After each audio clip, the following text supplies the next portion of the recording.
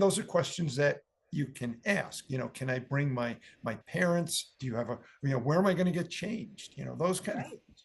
And the private dressing room is actually something that's usually discussed in advance. And, even if you're doing a shoot where it's an artistic nude shoot, let's say, you still have a private room Yeah. to, get yourself together and get comfortable and whatever you need to do. You have a private space and then you do the shoot and then you go back into your private space. You have robes, things like that.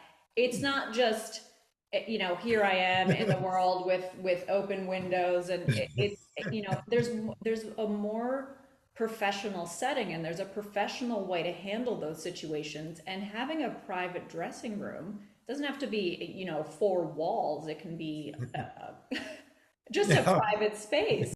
Yeah. When I was acting, sometimes we had to do, quick changes on the street, but they had that little pop-up thing that Yeah. The just little tube. encloses you. It's like a little shield that just pops Yeah. up and you get changed and then you're in the middle of a whole bunch of people, but it's still a Yeah. private space. Yeah.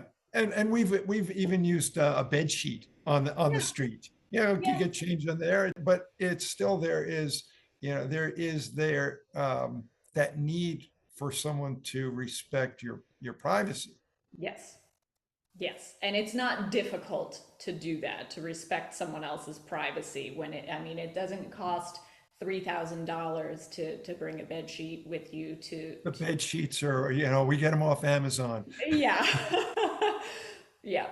It's and that is whether or not you have representation, that's something that should be discussed in advance too. And your rep, if you do have an agent or manager, will usually, that's part of your terms. That's kind of a norm. There's a private dressing room, they're fed every however many hours. It's just part of getting on the same page so that no one's surprised.